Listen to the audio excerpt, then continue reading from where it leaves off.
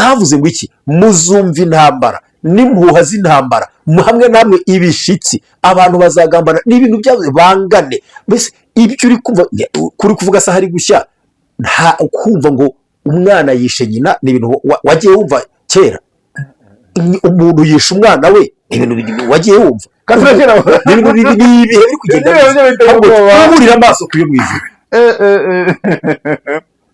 mwana yise nyina umugore yishe umugabo yishe umugore ibintu byoroshye ariko iyo wavuze ngo umwana yishe nyina umva ari ibintu kandi byose umuntu yishe umugore utwite mu gitondo numvise amakuru mu kihe gihugu ngo bafashe umuntu ngo ari gusambanya inka ngo inahaka iryo shyano wigeze uryumva batatu iza kwirebera n'iki cyayibayeho uzi ko Isodomu buriya mu mvugo yindi wavuga ko bashatse gutinga n'Imana cyane ngo bashatse kuyisanga bashatse gutinga n'Imana ko bavuze ngo bagose urugi rw'uwacumbikiye b'abamarayika kandi mu mvugo twavuze buriya yari yacumbikiye Imana yaje kwirebera ariko ntamenye ko ari igihe cy'uburumbuke bwamugezeho akasa n'uwejeje we koga akavugishwa n'umusore wese buri wese akarubaterita buri wese ataba amaso ngo amenye ko azaza ikindi gihe akagira ngo ari kugenda asubira akazagera mu gihe nta n'umwandikira nta n'umuvugisha bakunzi baziraziritse TV Imana bamugisha tubashuje aho muherereye ku mpande enye z'isi ariko tubanza mu gihugu cyacu cy'u Rwanda icyo gihe turavuga ngo abasazuba iburengerazuba amajyepfo n'amajyaruguru muri iki gihugu turabashuje mu izina rya Yesu Kristo tubifurije kugubwa neza mu mwami ntabwo twibagira u Rwanda bari mu mujyi wa Kigali kuko namwe muradukurikira Imana ibaha umugisha tukamuka n'imipaka tukagera ku mpande enye z'isi tugasuhuza abari muri Afurika tugasuhuza abari muri Amerika i Burayi ni muri Aziya ndetse n'intara ya gatanu y'abadiaspora badukunda cyane kandi batwifuriza amahoro y'Imana natwe turagira ngo mugire amahoro y'Imana n'imigisha yayo aho muri kandi aho mwagiye guhahira cyangwa se amasomo mwagiyemo Imana igigwiza ubwenge n'imbaraga bijyanye mu izina rya Yesu Kristo ariko natwe abanyarwanda mujye mutwibuka mudusabire umugisha ku Mana reka rero tuvuge ngo mugubwe neza njye muri kumva itonese ntirenganya inshuti yanyu akadasohoka reka mvuge ngo abatara subscribe mukore subscribe nuko tujya neza ko namwe ujyaneza kugira ngo ko twadusha ikiganiro mujye muhita mukibona nimba mwadukunze andika muri comment ibyo wifuza twashiraho cyangwa se icyo wifuza twahindura ku byo dukora cyangwa se ushatse kuduzuhuza byandike turabibona Imana igumugisha reka dusabe umukozi w'Imana uje muri aka kanya ntago mvuga ngo ni runaka muramuzi ntago muvuga byinshi nabasuhuze anabibwiye mu izina rya Yesu. Haleluya ndabaramukije mwese bakurikiye Ziraziritse TV kandi ziraziritse ubwo ari we nge kandi nzi ko dukundana cyane ariko nitwa Kwizera Valence Ziraziritse ndi mugenzi wanyu ndi inshuti yanyu ndi umukristo mugenzi wanyu ndi mwene so wabizera bose Imana bamugisha murakoze cyane n'umugabo w'inshuti y'Imana uhora mu dushya kandi ahora ari mushya nawe nimvuga ngo ahora mu dushya ahora ari mushya nuko nyine uko mubonye uyu munsi ko mubone ejo ni umuntu uhorana ibishya yaba mu bugingo yaba ku mubiri ni umuntu uhorana udushya abizi nyine ko avango n'ubwo umuntu w'inyuma asaza ari ku imbere agenda ahinduka umushya Imana igumugisha ndabona baje kabisa ari mu mwuka afite amavuta menshi njye navuze ko ajya atajya ameneka aravuga ngo umeneye amavuta ayanjye ntajya ameneka uko byagenda kose ahora ari ku rugero rukwiriye ni umugabo uhora wifutaka hari umurize kuvuga ngo biresitaye abitabiriye isayi ndavuga bihora byesitaye ariko buryo by'Imana bihora byesitaye nibyo buri uko ndeba buraza n'ukuri cyangwa sinjya ntabwo uzuva nkubwira ngo wapi ngo ntakajyamo ngo bubyanze ngo ndahurebeye inyuma ngo ni iby'iki gihe izo mvugo sinzigira bihora byesitaye bihora ari bishyashya nubwo zatonoma ariko ziraziritse ariko umuntu uzayiza gutontomera cyane umva muvandi hamwe n'inshuti yanjye mukurikiye Ziraziritse TV muzi ku buhamya bwanjye njya mutanga murabuzi mutanga ahantu henshi na hano nzabutanga nzagiye gitegure tuvuga igice kimwe ngira ubuhamya ndi mu bantu baba babitse ibintu byinshi uko ngana nuko ndi n'imyaka mfite ntabwo bingana n'ubuhamya afite. Narize nzi amasomo y'Imana, nzi amasomo y'abantu, nzi ubuzima, nzi kugira byinshi, nzi kubahwa, nzi gusuzugurwa, kandi nzi kugeragezwa, nzi ubuhamya bw'inzara, nzi ubuhamya bw'ibyiza, nzi ubuhamya bw'agaciro. Ndabitse kabisa, zaratonumye ndabyumva. Hari igihe njya avuga ngo hari igihe zitonuma zifite n'amabafure mashyashya. hari umuntu ugize kumva aravuga ati wazambarije ziraziritse amakuru y'indagara, amakuru y'urujaga n'indagara. Ngo se nabi yarabikuye he? Ashingiye ku buhamya ashobora kumva uko hari igihe kize kugira nkajya kwiga ibintu by'inzaratsi, ubwo nimwe yagakuye wenda, kuko buriya indagara mu bantu batanga inzaratsi cyangwa abazizi, hari igihe indagara itangwa nk'inzaratsi, icyo gihe itangwa yitwa agahuza ko kumuhuza n'undi bintu nk'ibyo. wowe ukayigura mu isoko ari indagara zo kurya, undi akayigura ariko iraza guhinduka inzaratsi. ariko ibyo byose hatagira n'ujya kuyigura aka kanya ngo ni wenda ngo aravumbuye. ni ibintu nabayemo, nabonye byinshi, umenya byinshi, nanjye ndi kubyiga nanjye. ariko manzi uvuye kureba ibyo ari byose. iwacu iryo zina bavuga barugahare. mvuye kure muri Kigali iwacu bagoni babugahare. bakubata kuri cyenda ndashaka kure umufasha ko umwuka wo kwishima no guseka. amateka agahuza ntabwo muyumvishe neza, ariko nayo nyine ari igihe kigera inzaratsi ziramoko menshi, akameneka ubwato hari igihe gakoreshwa nk'inzaratsi. ibyo nibyo nzagenda nganira igihe kizajya kigera, wenda nkavuga kuri iki n'iki. nanjye nagize kujya kubyiga kera kubera ubuzima. azabyiga mu ishuri. hari umukecuru biyigishaga kera mu giturage indagara bigakora. ntabwo bikora. inzaratsi zikora no gusenga no gusoma ijambo ry'Imana no kuryubaha. akameneka ubwato, umuhurura, umutsina, igikurikuri, umuhanga, umunanira, amaraso yo mu kirenge, biriya bita indaro. umuntu benshi avuga atazi n'ibyari byihoreka. nzatuvuga ikindi gihe, nzayivugira inyuma ya kamera, uyimbariza inyuma ya kamera. ariko bavandimwe, inzaratsi zikora ni ijambo ry'Imana. nushaka ko hari ibintu bihinduka, uzizere ijambo ry'Imana, usenga Imana wizere, nizo zikora, nizo naguhitiramo. ibindi byose ibyo mvuze nibyo navuze. umuhanga n'umunanira n'ishoka n'umuvumu n'umuko n'umutagara n'ibintu byinshi cyane, byose ntacyo bimara n'ibyo abantu bashyiraho ngaho, cyakora bakabitangira amafaranga ashenge bakabizindukira. ariko izi ijambo ry'Imana muvandimwe rihindura ibyanze guhinduka. bigahinduka. Yesu Kristo kumwizera bihindura ibyanze guhinduka. ibyananiranye byose, senga wizere ijambo ry'Imana, bizahinduka. ubwo makuru y'agahuza y'indagara wakavuze n'ibyo, nuko nakavuze mu buhamya. abantu ubuhamya bunambuye, twitonze, twicaye hamwe cyane rwose. ariko basi wabuze amabara ageze kurani hane nangaye sinzi amabara wabuze y'inzara. bashaka zuba urebe ibara rimwe uvugaho uwahuye nayo. oya, uhuye nayo niwe uyiha ibara. iyo wahuye nayo siyo nahuye nayo. ariko mu by'ukuri inzara, ndashimira Kristo Yesu umara inzara. ndashimira Kristo wamaze inzara. ariko inzara ndayizi, nzi kumara kabiri, nzi kumara gatatu utariye, nzi kurya ibintu watoraguye bitagira epfo na ruguru, ibivuzo by'ibetezi bivuka abantu bamennye mu buzima ndabuzi. nkakurya nakubwiye ibyatsi bita imifumba bikagutunga ejo njye no mu ishuri navangamo n'inzara. ishuri niga minerivare byari byoroshye, ari 100 mu mwaka, nubwo ryari rigoye, ariko mama yashoboraga kurihingira akaribona. 100 mu mwaka. kandi icyo gihe bwo kwiga kwanjye, urubaho rwo kwandikaho rwatangirwaga ubuntu. kaye de dese, kaligrafi, itushi, igitabo cyo gusoma byatangirwaga ubuntu. kwivuza kwa muganga, mwarimu yakwandikiraga urwandiko, ukajya kwa muganga bakakuvura. ariko inzara imvana mu ishuri, narinze ubwenge, nabaga uwa mbere, uwa kabiri, uwa gatatu, ntabwo narengagaho. ariko mvanwa mu ishuri n'inzara. niyo mpamvu nkunda kuvuga ku bintu by'ibihe. ibihe bisimburana, uko ibihe bibi ni uko hari icyo mbiziho. niyo mpamvu nakubwiye ni rero inzara zigira amabara. uhura nayo hari ubona itukura, hari uhura nayo n'iy'icyatsi, hari uhuye n'iy'umweru, hari uhuye n'iy'umukara, ariko zose ni inzara ziragasonza. inzara narayitutse ngira agasonza, yumva uko bimera. sinavuga ngo nzakura igitutsi nayitutse. inzara iragasonza, yumva uko bimera. nicyo gitutsi nayitutse.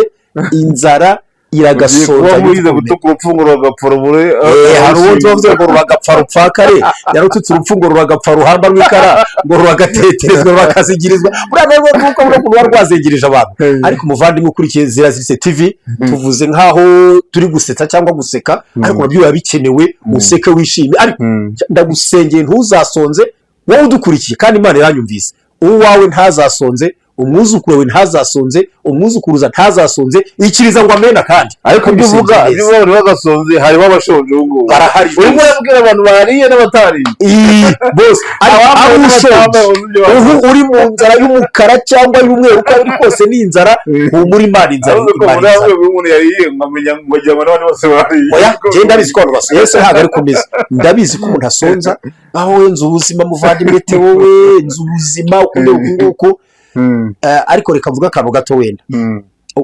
nafunzwe muri gereza mu 1988 cyangwa 9 sinimo kumwaka neza prison centrale nari mfite imyaka amategeko atemerera ko umwana afungwa ariko kuko nari ndambiranye mu bana bubirara kera ijambo ngo mayibo ryari ritarabaho twebwe twituga ngo amasarigoma ngo amakaritasi ibirara ijambo mayibo ryari ritarabaho mu Rwanda mu gihe ubona abana buno basigaye banywa tineri isimbuye kore bigenda bisitwingenda ndi mayibo twangwaga essence ibintu bitaga ikivivi ukajyana akantu ka eponge uramupompise ukamuha 5 yari menshi muri iyo myaka akagutonyangirizamo ukajya ukurura undi wakuraga umwuka n'ubundi icyo gihe urumva ubwo buzima bwose na amashuri ni yaba barayinzara nakubwiye noneho bafata nk'abana uyu munsi bagasanga kugeza ubwo ab'inzego z'umutekano bamenye abapolisi baramenye nza kuri niyo mfungwa muri gereza muri prison centrale mfite imyaka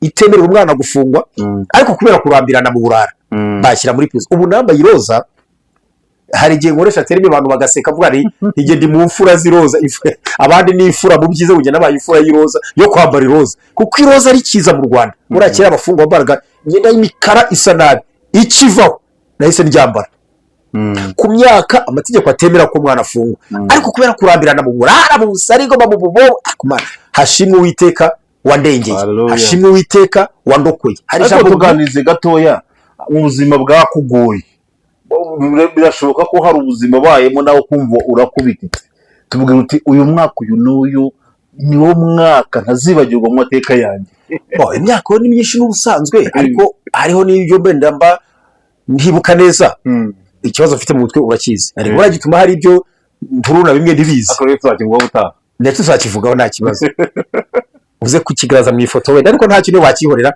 abantu benshi baranabizi kandi nacyo kiracyari ikibazo ndacyari mu boko y'abagangura ndakivuza ntabwo biragenda neza bitowe rimwe ntabyibuka ku mungaruka mfite habamo no kwibagirwa ibyo hari n'igihe tuba tuvugana gutya ibyo twavuga nkabyibagirwa ariko bita bituruna vuba vuba ariko byose Uwiteka arahari ariko mu myaka buriya imyaka ubundi abantu benshi n'abandeba bakeka ko ufite imyaka nka 60 nashaje vuba mfite imyaka 20 barambazaga ngo ese ufite abana bangahe nagaragaraga nk'umuntu mukuru mu by'uko imyaka myinshi yarangoye ariko byibuze ubundi si unavuga iyi ari ukuvuka kwanjye ari ukwiga ari ugukura yose narahangayitse ariko by'umwihariko umwaka w'1986 na 7 n'8 n'9 n'intangiro za 90 iyo myaka uko ari n'igice yaranjegeje niyo yatumye mpinduka umusaza yego sindi muto n'ubundi sigomba kuvuga imyaka abayizi barayizi ariko ntabwo ndi muto n'umusaza ariko uko sa nuko ni ntabwo bingana iyo myaka rero ni imyaka yanjegeje ni imyaka nditse kuri agenda yanjye ni imyaka nakubiswemo inkoni nyinshi ni imyaka nafunzwemo ni inshuro nyinshi ni imyaka nariyemo ibitaribwa ni imyaka nanyuze ahatanyurwa hashimwe Uwiteka wandengeye munsi akangira uwo ndi we uyu munsi nkaba nduko ndi kandi nyuzwe kandi mu rugendo rujya mwiza Imana yarakoze no kwikora amen tujya bwishira Ziraziritse n'umuntu ufite byinshi byo kubwira abantu kandi bihumuriza imitima yabo mwaganiriye ntabwo wakwimanganya ngo ureke guceceka ureke guseka kubera ko afite byinshi byo kuvuga yaciye mu bikomeye kandi nawe byamuhinduye umuntu ukomeye Imana ibumugisha reka dusenge Imana twaciye mu ijambo ry'Imana kuko ufite byinshi byo kuvuga ariko ubwo duherukanye hari ari wavuze ku bihe wavuze ku bihe ibihe bigenda bisimburana tutarasenga tubwire uko bisimburana ubona bigenda biba byiza cyangwa bigenda biba bibi. biba byiza bikaba na bibi bitewe n'umuntu, bitewe n'ahantu, bitewe n'ibyo ari byo. Ntabwo ibihe biba bimwe ku bantu bose. Hari uwo bihinduka biba byiza kurutaho, hari uwo bihinduka biba bibi kurutaho. Ariko tuvuze igihe cy'isi muri rusange gihinduka kiba kibi.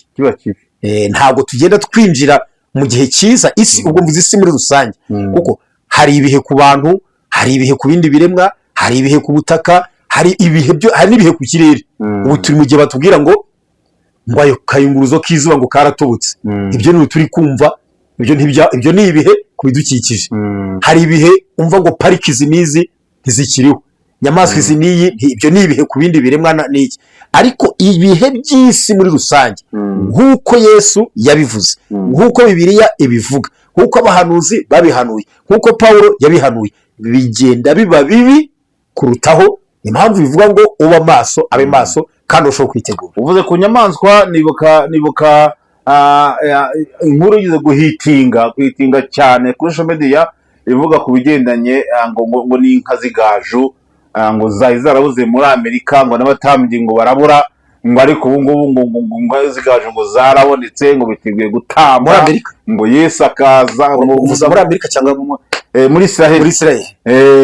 Noneho ubwo bavuze muri Amerika nuko ngo ariho zabonetse, wita muri Texas niho zabonetse. Ngo nuko rero ngo ibintu nimba warabyumvishije wowe yabyakiriye. Ntabwo nabyumvise, ariko niyo nawe ntarabyumvise byatuma ntavuga nkurikije ukuvuze, kuko wowe warabyumvise. Niba harabaye igihe muri Israel babura inka zemerewe gutambwaho ibitambo bakazi, kandi abantu bavuga ko igihugu cya Israel ngo cyaba aricyo gifite inka nziza ku isi, ariko birashoboka ko ubwo bwiza atari zo gutambwa. Icyo nacyo ni igihe. Ibaze rero kugira ngo Israel ibura inka kandi babizi ko bagomba gutambira Imana ibitambo. Tuve mu Israel tujye mu Rwanda cyangwa se nk'uko mu Rwanda hari inka zirahari cyangwa ntazihari. Ahubwo se wenda igaju ni ibara, ariko inyambo si ibara, ni ubwoko bw'inka. N'izi nyambo, inka z'igaju ushobora kuzibona kuko igaju ni ibara ry'inka, ushobora kuzibona uko biri kose. Ariko ubundi ubwo Imana ni amakuru nubwo ndajya gucukumbura neza. Ahubwo mu Rwanda inka z'inyambo nizo byago zirahari, no mu Rukari zirahari, hari n'aborozi bake bazifite, no kuri Muhazi zirahari, ariko nazo kuzibona bishobora kugorana. Ariko ngo zigaju nyirize ntabwo ubwo birasaba gukora ubushakashatsi nanjye reka rero kubisubizaho kanzarebe ko ntazi ikiboneka ko niba inka yitwa ngo Gitare, ngo Gitare ntikibaho nayo buriya mu Rwanda rwacu, ngo inka ya Gitare w'ikibaho. Reka nzabyikurikirane, simbihakanye sinanabyemeye, reka nzabyimenyere, nzabye guhera ubu ndakora ubushakashatsi ndebe. Urakoze cyane. Ubwo nuzo katumutinda bonye inka ya Gitare, ubwo inka y'Igitare bazazeka mu mugongo. Uvuze inka ya Gitare, uvuze ko ari ya Gitare, inka y'Igitare ifite ibara ry'igitare, kera ngo zarabagaho, ariko ubu ngubu ntabwo zikibaho. Simbizi ndaza kubishakisha bimenye. Zabaho rero ubwo n'ubushakashatsi uvuze ku bigendanye n'ibihe inyamaswa barakubwira ati inyamaswa iyi ntikiboneka.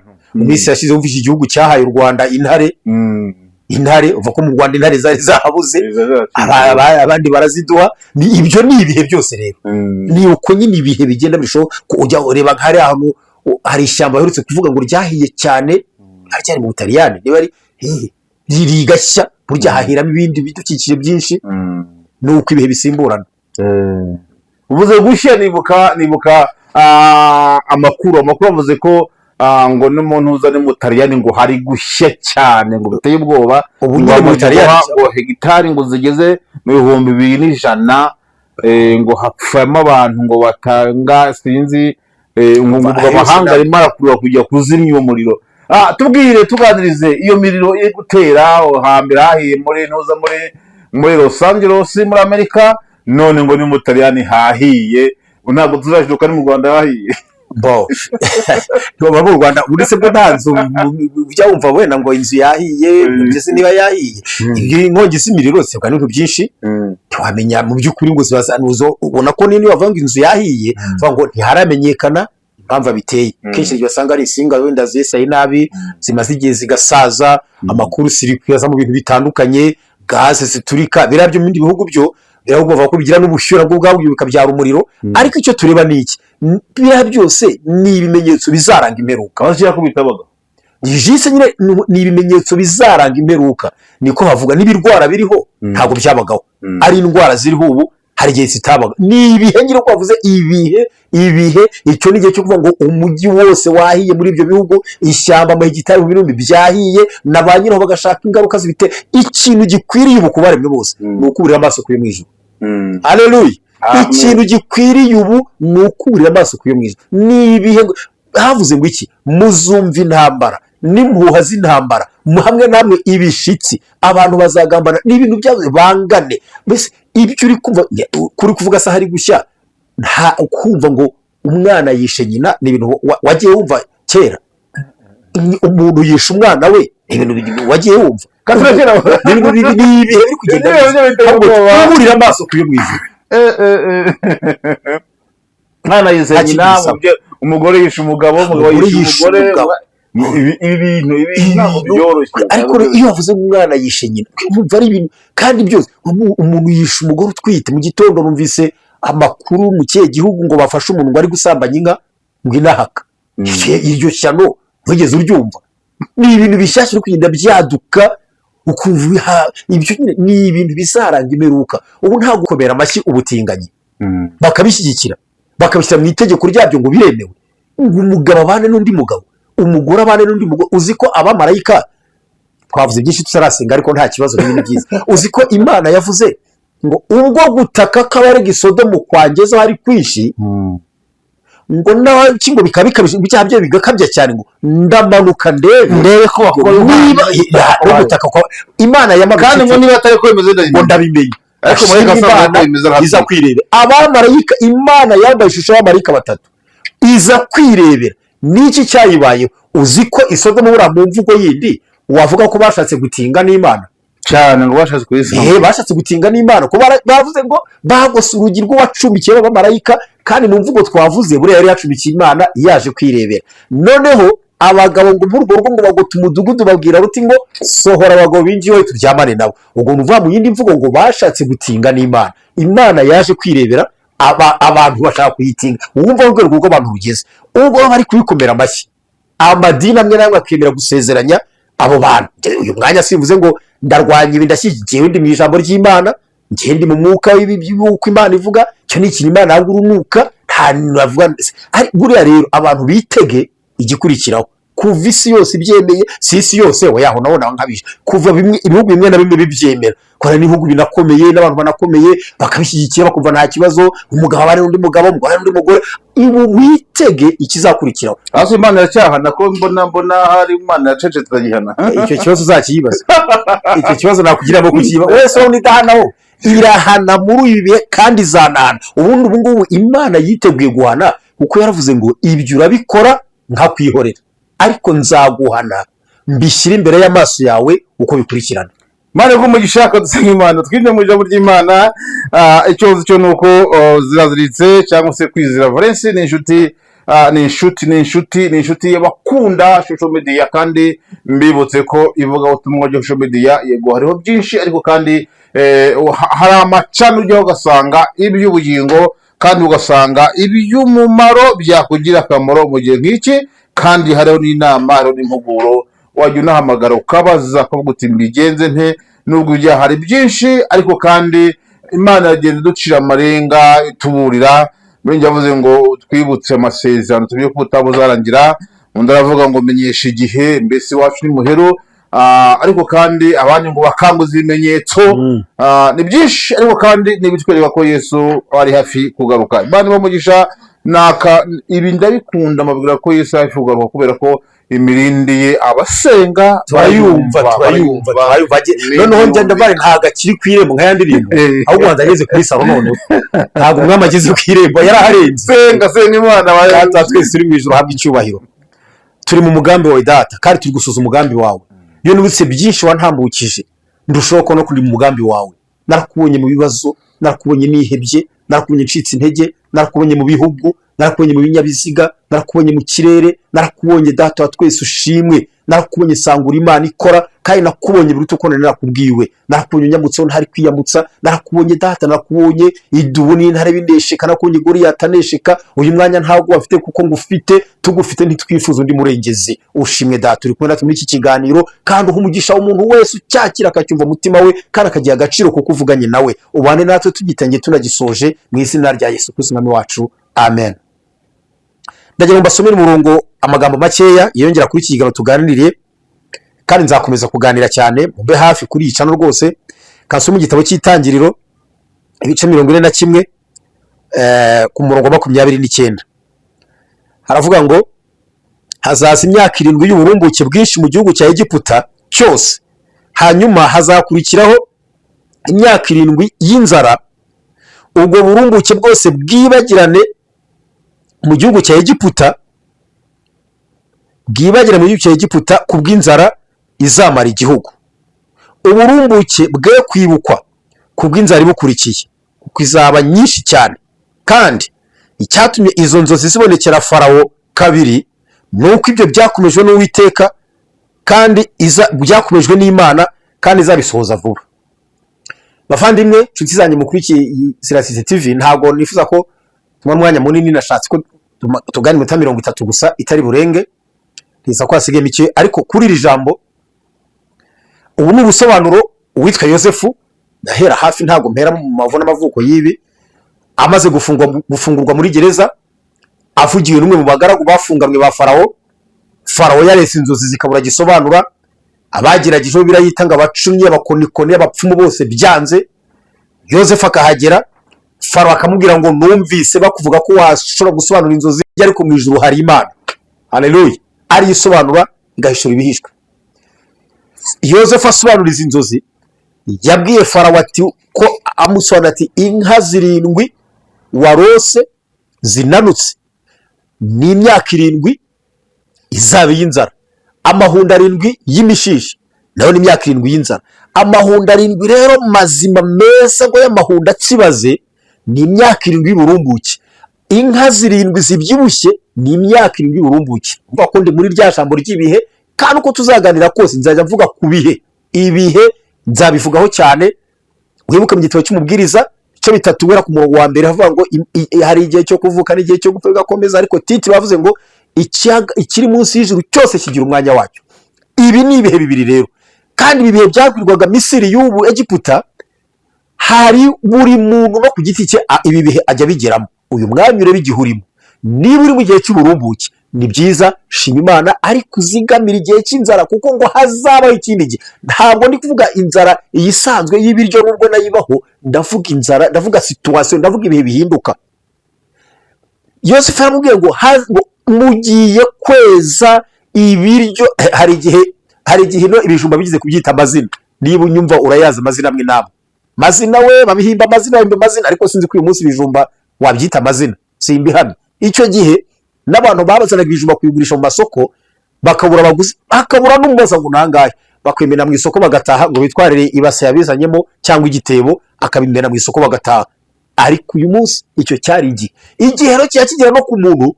Tukatuvuga nk'umukobwa, hari umukobwa ujya ubaho akagira igihe nk'iki, ariko ntamenye ko ari igihe cy'uburumbuke bwamugezeho, akasa n'uwejeje we, koga akavugishwa n'umusore wese, buri wese akareba aterita, buri wese ataba amaso ngo amenye ko azaza ikindi gihe, akagira ngo ari kugenda asubira, akazagera mu gihe nta n'umwandikira, nta n'umuvugisha. Bisobanura ngo amahundo y'inzara yamize ay'uburumbuke. Inka 7 zinanutse z'umwaku, niko birivuga ngo yarose inka 7. Ubundi kurota inka no kurota amasaka byara ibintu simple, igifite agaciro nicyo igisobanuro. Kandi Farawo byaramunyuze, asanga nibyo. Abandi baragerageje, ababeshye, abaje bahanura batumvika Imana ivuze, abapfundikanije, ababesikoro, ababihimbahimba, abahanura babanje kukubaza, byose banyuze imbere ye, akumva ntibifata. Ariko Yosefu ngo avuge, Farawo ati nibyo sha. Yosefu ati icyatumye bibonekera Farawo kabiri nuko byakomejwe n'Uwiteka Imana, kandi izabisohoza vuba. Hari inzozi umuntu arota zikaba izo gusengerwa ntibibe bikibaye. Inzozi za Nebukadinezari yarahanuriye ngo kuzaho ibyaha bigiye gukiranuka ahari Imana yakwigarura, ariko izi ngizi ntabwo zari zo gusengerwa, nta kwiyiriza nta kwinginga, byakomejwe n'Imana kandi izabisohoza vuba. Warose ngo iki? Urota ngo iki? Uherutse kurota ngo iki? Witonde bitarimo ijambo ry'Imana. Tugiye gusenga Imana, nta wundi avuga byinshi, ariko ibi bihe witonde. Hari igihe umuntu abura akazi, none ahantu nka hatatu bakazamuhamagara ngo amuhe akazi, yahuye n'igihe cy'uburumbuke. Nutaba amaso hari igihe cy'ubushomeri cyakimira uburumbuke. Hari igihe umuntu yuha rwose, umuntu akarya, umuntu akatira, akaba n'igihe umuntu akagira amazu, akagira ibintu byinshi, ndavuga mu buzima bw'ibigaragara, ariko ubu maso n'iki gihe rero hari igihe cyabayeho turabyina turaririmba mu rusengero, dukora amakonseri ku manywa na nijoro, tukararamo, korari bakayitumira ikarara mu rusengero, tukabyina kugera saa 8 z'ijoro. Icyo cyari igihe cy'uburumbuke. Ubu rero insengero nyinshi ntabwo ziri gukora, hafi ya zose ntiziri gukora. Iyi nka zinanutse zamize zibyibushye, igihe cyo kudasenga cyamize cyo gusenga. Urasabwa iki? Iwawe mu mutima wawe ntihafunze, urusengero rwawe ntirufunze, uramenye ntugwe, uramenye ntukomereke, ntugire intege nke ngo nuko urusengero rudahari. Oya, Imana iracyahari, nawe uracyahari, kandi wowe ubwawe uri urusengero rw'Umwuka Wera. Nyamuna senga, nyamuna b'amaso. Turi mu bihe bibi, ibihe bigoye kandi bisura kugaruka kwa Kristo. Ngewe ibihe mvuga ntabwo ari iby'ibyo mu isi, ntabwo ari byo ngo hagiye kuba intambara, hagiye ko oya si ibyo ndimo. Nge ndimo icyo ngo Kristo agiye kugaruka, umwami ageze ku irembo ndetse yaharenze, igihe kiratwegereye. Ngo kuko ibihe bitwegereye mbese kuruta igihe twizereye. Bamaso dusenga Imana, turushaho kuba amaso kuri mu ijuru, ngo nimubona ibyo bibaye, kumva ishyanga iratera indi shyanga, hirya no hino intambara zimeze gutya, nyamuna wubura amaso uyahange mu ijuru. Bisobanura ngo rushaho kwizera Kristo, rushaho gusenga, witandukanye n'ikibi. Imbaraga z'Imana ziracyahari, insengero zifunze, umutima ntufunze, agasa ntigafunze, Yesu ntafunze, aracyari umwami, urufatiro rw'Imana ruracyahagaze. Rwose ikimenyetso ngo Uwiteka azabe. Senga Imana. Mana Data wa twese uri mu ijuru, nongeye kugushima, urakoze kuri kumwe natwe. Nsengeye wumvise iri jambo wese mushoze kuba maso mu gihe cyose yaba arimo, abe maso kandi arushaho guhanga amaso kuri wowe. Natwe dufashe tureke kurangaza n'ibihendo by'isi. Mana dufashe, kuko agakiza kacu katwegereye kuruta igihe twizereye, kandi tuzi ko ubugingo bwawe tubufite, kuko Kristo avuze ko agiye kudutegura aho tuzaba. Aho rero aho hera turabyize ko tugiye kuhataha. Fasha buri wese kandi umugisha uwumvise iri jambo wese akayishyira mu bikorwa. Nizeye kubikore kwiyubahisha byose mu izina rya Yesu Kristo umwami wacu, amen. Mana umugisha, gira ibihe byiza. Uramutse ushatse kumvugisha, unyungura igitekerezo cyangwa ungira inama ndetse icyo ari cyo cyose, wanshaka kuri 0788 22 22 20 14 07 82 22 20 14. Imana iguhe umugisha.